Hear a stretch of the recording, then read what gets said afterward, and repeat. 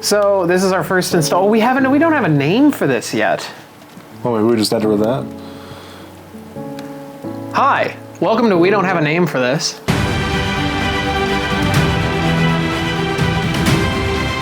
Today, we're going to be talking about, what are we talking about, Jeff? We're going to be talking about the Hagerty bull market list for 2024 and taking an in-depth look at that. And maybe we'll also discuss a little bit of what we should name this channel. That'd be good. If you have any ideas, please let us know. So anyways, the bull market list. Hagerty Bull Market 2024. So basically this is a list of vehicles that Hagerty and their research team have devised that is going to appreciate in value for sure. They don't know for sure, but they're predicting obviously that they're going to see an increase in value in these particular vehicles. So looking at the list, we're going to go through not every single car on the list, but there's 10 cars. And we're going to go through some of them, some stuff that surprises us, some stuff that maybe doesn't surprise us. The first one actually on the list is the 25th anniversary Countach. And does it surprise you? No, not really. Yeah. It's kind of one of those things where we've seen a little bit of a cap in the value of those cars. But there's still room, there's always room to grow, and they're only getting rarer. Yeah. Especially only the 25th anniversary cars, because they were only produced for 1 year, right? For the 25th year, or 25th anniversary. So, I mean, it's not as surprising as others that are on the list. I mean, yeah, it's a Countach. They're only going to continue to appreciate. V12 cars in general will. We'll get more to that later. But so if you look at Bring a Trailer, there's several where the reserve has not been met recently, and the only ones that are really selling for the right value, from what I've noticed, I haven't really taken a really deep look into it, but it seems like any of the ones like super low mileage ones are the ones that are still fetching the right dollars. Okay, yeah, that makes sense. Now maybe this is just a sign of what's actually happening early in the year. Yeah. That kind of surprised me, but I think it's still a very safe investment. Okay, next let's discuss another one, the 2008 to 2013 M3 with a V8. Yeah, it doesn't surprise us. No. Yeah, you can get a manual, you can get the auto, the SMG, whatever it is. Yeah, V8 naturally aspirated. You don't see a lot of those now. Doesn't get much better than that too, as far as a pairing, especially, and that's the key, manual. There's still a manual transmission, naturally aspirated V8 sports car. They're just getting fewer and fewer and fewer overall, let alone like a V8 car in general, but a V8 manual is getting fewer and fewer. So yeah, I could definitely see clean, low mileage versions of those continuing to appreciate. Yeah.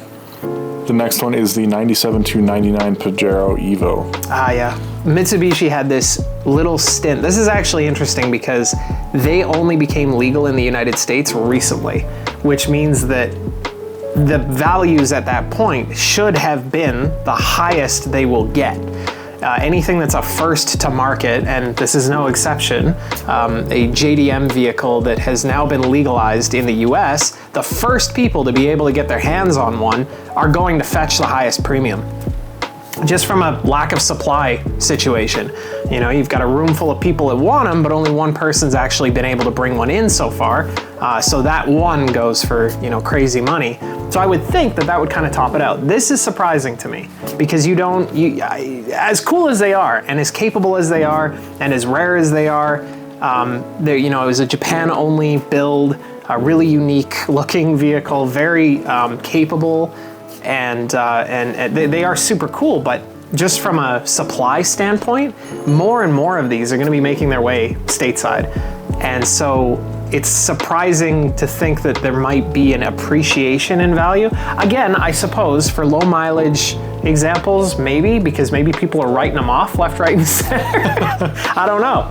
But yeah, that one's kind of surprising to me. Yeah, that one surprised me too, especially just because, for the reasons you said, you would have expected that they're going to come over. That first one is always the higher dollar. Yep. And then, just everyone after that is going to be less. But I guess only time will tell. Okay, so one that we do agree with each other on this list, 100%, is the 2011 to 2013 Ferrari FF. Oh, yeah. Yeah, well, I agree to an extent. I think this is interesting to be on the list. I think it's interesting that the FF was chosen to be on this list. I agree with it being naturally aspirated V12. front engine, that's fine. But there are, I feel like, better contenders for that front engine V12 or just a V12 example from Ferrari, appreciating faster or maybe more aggressively in value.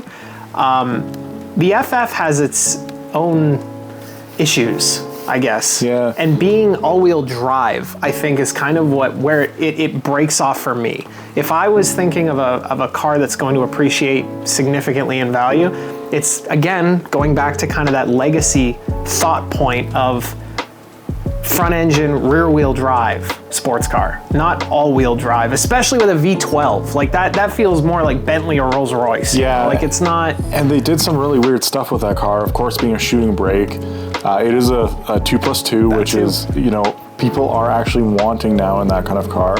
But they were kind of the first to do it at that time, because we haven't seen anything like that since the 80s. Oh yeah, yeah. Right? It's been a really long time, so they definitely stepped their foot into something else that just we haven't had for the longest time. Trying to be practical. And yeah, trying to be practical, but you still have your Ferrari V12, and then you've also got 2 transaxles. Is that how it works for the front? Yeah. So super weird, and of course the front one's like to grenade, which also causes some problems. But now there's some more appreciation because they have dropped in value enough that people are buying them again, which means, of course, now there's more demand. Yeah. However, the people that aren't looking for an FF, they're potentially going to look for a 599, and that's where we're really on the same page with this, is that the 599 is valued so well right now that the people that are buying those, I think, are going to be laughing in 5 years. Hugely, definitely. Yeah. I mean, 599 or 612, they both have, I can't remember, it's the F124A, but it's the exact engine, detuned a little bit, but same engine that's in an Enzo. And you can pick one of those cars up, clean, low mileage, active, clean title for the low 100s right now, which is pretty astonishing for the kind of package you get. A 600 horsepower V12 rear wheel drive monster, really, that sounds like an F1 car. You put the right exhaust on it. To be able to get that for a little over 100 grand, what a clean, low mileage Gallardo goes for, is pretty astounding. And I think, we've talked about this before, that over the next few years, we're going to start seeing a significant appreciation. I don't know if I said that and I stumbled over. We're going to see a significant appreciation of naturally aspirated V12 cars in general, just because they are getting phased out or being favored for V12 hybrids. Lamborghini's newest one is a V12 hybrid. So to be able to get those just the raw aspect V12 cars, there are going to be fewer and fewer of them. And to be able to get one that has such an iconic engine in it, you're gonna have to be paying big dollars once people really catch up to what's out there with the 599 and the 612. I just think they are going to be one of the best. They're part of my bull market list. I think part of yours as well. If we're gonna have a bull market list of our own, it would be on there. It would be on there for sure. Yeah, I think those 2 cars for sure, the 599 and the 612. Yeah, the biggest, and we talked about this too. The biggest reason that nobody really gives them a second thought is just because of how they look. They're not they don't immediately exude Ferrari. You do a double take looking at them, but it's not something like an F430 or a 458 or even a 360. With that rear engine with the big sweeping scoops on the side and stuff like that. They're obviously not present on a front engine car. So it's a little, they don't have the same presence as some of the other cars that are very obviously Ferrari. So I think they kind of get passed over for that a little bit. But the capability, the potential of those things, and just the raw sound is worth every penny, in my opinion. Yep, 100% agree. V12, naturally aspirated, especially a Ferrari V12. It's Doesn't get better. Aspirated. Doesn't get better. Yeah, can't do much better. One of the cars that really surprises us, or surprises me anyways, is the 2000 to 2005 Jaguar XKR. First of all, they've got a Jaguar on the list, which is usually one of the worst appreciating cars. One of the cars that people usually buy the least anyways, so that's probably why they depreciate so much. Totally. And especially that generation. I guess a couple things about that generation is they have dropped off so hard before that through COVID, just like everything else, they did pick up a little bit. The really clean cars started to go for a little bit more money, and people that are looking for a cheaper toy are probably in that market. I don't think you're going to see the values on those jump up significantly, though, if it actually does work out in favor of the Hagerty market list. Right. I think you're going to probably see maybe $1,000 or $2,000 in appreciation. I don't think you're going to see tens of thousands of dollars in appreciation just because it's not there.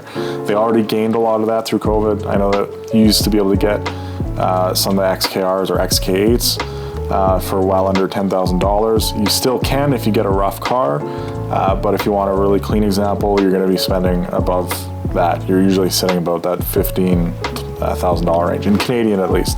US market might be a little bit different. So that is a surprising one for me. The one that has surprised both of us a lot is the 97 to 2002 Prowler. Oh yeah. It surprises me, but at the same time, the nostalgia associated with those cars, at least for me, you know, growing, that was when I was just kind of getting into cars. Prowlers are weird, man, especially for like a domestic road-going car. They look so different compared to everything else. So there's a certain sort of, I guess that nostalgia aspect that I kind of get, but at the same time, they're terrible cars. Like they're terrible. They handle like crap. They have no power. They're a naturally aspirated V6. Like they're just, I don't know. That to me is where all of the interest drops off. But apparently there's groups out there that think otherwise. I almost think the reason that they're going to appreciate in value is because if someone really wants one, they're going to have to buy from someone who already has one and isn't willing to let it go unless it's X amount of dollars. Because there's so many people that bought them when they were newer and thought it's just a cool piece to have in your collection. And we've seen many collections, heard about many collections that have a Prowler just because it is a Prowler. Yeah. And there's that nostalgia. It's weird. But, you know, those people that have them in their collections, they're not going to sell them unless it's at a premium. So I think maybe that's the only reason it's going to be on that list and the only reason values are going to continue to appreciate.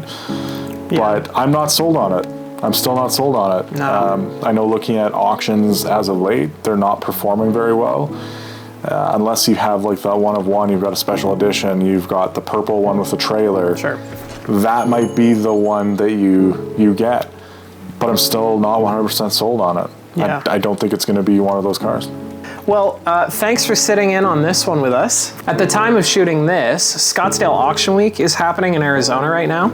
So our next episode, we're going to talk about some of the cars that have gone through some of the auctions there, Barrett-Jackson, Mecum, Sotheby's, and try to see if there's any standouts, either in a good way or a bad way.